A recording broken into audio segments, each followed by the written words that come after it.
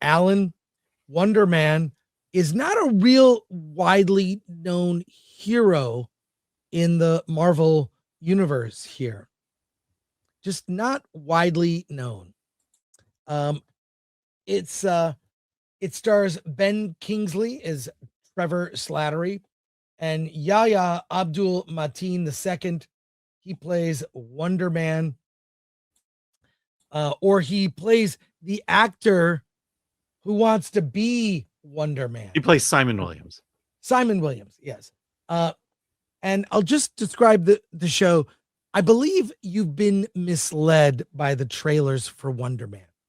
And I'll say right off the top, this is probably the best Disney Plus Marvel series, which admittedly the bar is low.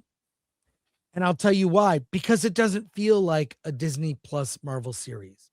And one of the best parts about Wonder Man and the Simon Williams character is it takes the subject matter seriously. Now, while there is a lot of humor in Wonder Man, it's situational. It's not James Gunn. It's not James Gunn. It is completely devoid of that sort of quippy, I'm here to be funny, nothing matters. Humor, there's humor, but it's situational. And Simon Williams is a very sympathetic character. He is a very serious actor. We meet him in an opening scene. He's in an episode of American Horror Story, and he's having a conversation and kind of talking to the director saying, I think this is a better choice. Yeah. He's gone uber method. He's uber method and takes acting super seriously. And he wants to kind of change the script a little, which leads to him getting fired. He finds out about the opportunity through his agent about Wonder Man and tries to get an audition. And it's the audition to get the audition in front of the director, who is Von Kovac, kind of a legendary film director, probably the Martin Scorsese of the Marvel universe. He meets Trevor Slattery at this audition, strikes up a friendship. Trevor may have other motives. He's been recruited by Damage Control. An agent from Damage Control has Trevor Slattery has been let out of prison to go on a mission and be a tool of Damage Control. But Simon Williams doesn't know this. But they strike up a genuine friendship, and they're both kind of going for the role of Wonder Man and Wonder Man's sidekick. Wonder Man is kind of, at least as portrayed in this movie, the movie in the story of Wonder Man is this old movie that Simon Williams saw as a kid with his dad in a movie theater. Loved Wonder Man. It was kind of like a Flash Gordon character. And it's Wonder Man. It's Wonder Man. So in any case, but the whole thing, it's a buddy movie with Trevor and Simon Williams that is really hysterical. And it's hysterical. There's other motives. And Joey Pantoliano is in this in a part that is hilarious, that pays off. They go to see him because they're trying to film an audition in a place that's quiet. And Trevor knows Joey Pantoliano, who plays himself in the movie, kind of a more asshole version. It's great. I would compare Wonder Man to The Studio with Seth Rogen, which I love. I love The Studio. It's very inside baseball about how a movie studio and marketing departments make movies. This is inside baseball for actors. It's very LA. I don't even know if it was shot in LA, but a lot of the locations are like classic LA locations. And they do a really good job of like getting you to feel sympathy for Simon Williams, who's just it's kind of tragic. We learn he has these powers he can't control. Nothing's explained about it, but he has these powers he can't control. They come out when he's angry, which proves an issue, especially in cases where his girlfriend dumps him in the beginning and He has strife with his family at his mother's birthday party that Trevor tags along. And when and what the big issue is that Simon Williams has these powers. It's his dark secret. Okay. He's used these powers for nothing because he can't control them. He's not a superhero. But there's a rule. You cannot have superpowers and be in a movie or a TV show. Or work as you cannot work as an actor if you have superpowers. This is explained in an entire episode. We won't discuss it here. It's episode 4. That is hilarious as to why superpowered beings cannot be actors. It involves Josh Gad. Ding dong is all I'll say. It's so that standalone episode is so good because it's so ridiculous. And this also with the show, I like the show did it in the end.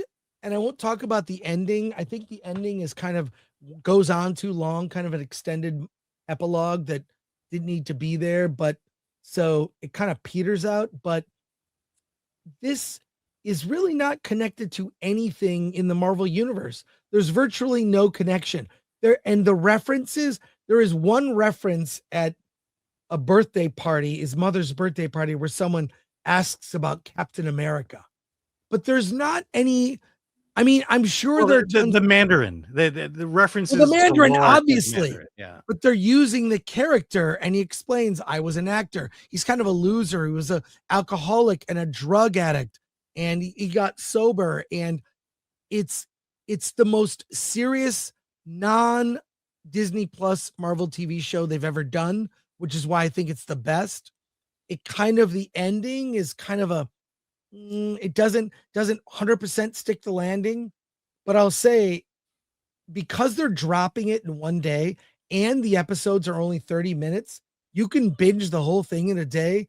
And I really enjoyed it. So in the end, while I'll take that there are flaws, in particular, the ending, it moves at 30 minutes and I enjoyed it and I recommend it. And I'm surprised I'm telling you this. And it's not like She-Hulk where it started out like, oh, this could have potential and then got super. There's nothing woke about this. You can argue, you can debate. If you're hypersensitive to things that are woke, you can find stuff in there, I'm sure, but it's not super agenda driven. It's a story of a failed actor going for his dream. And it means, in the end, it means nothing. It doesn't advance the Marvel story. It doesn't it means nothing. It's a standalone series that could be like a sister series to the show, The Studio, which I quite enjoyed. That's my take. Alan, I want to hear what you have to say. Okay. And I'll do it in less than half the time you took. Yeah. Sorry, it took too long. Yeah. So I am a fan of Wonder Man. I read Wonder Man when I was a kid. I do enjoy the character, and this has zero to do with that character whatsoever.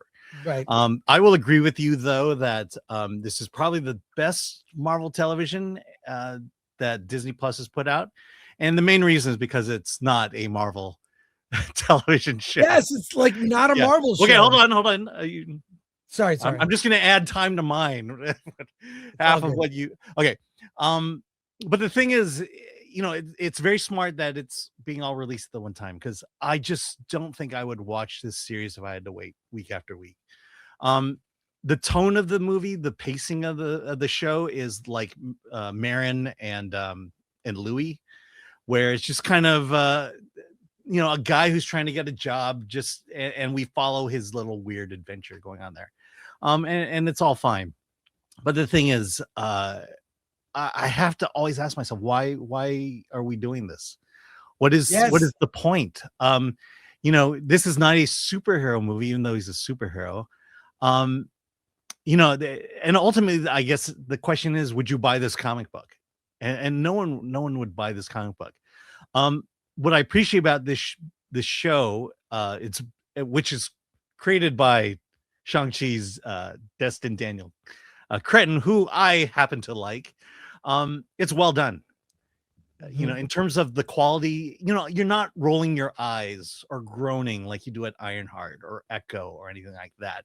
It's just this adventure between these two guys with a little bit of superheroism in the background.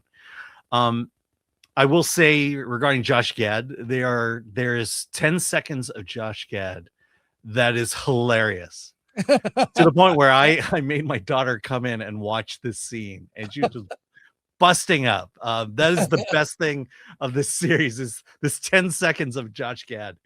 But you know, it's I just want to I do want a superhero.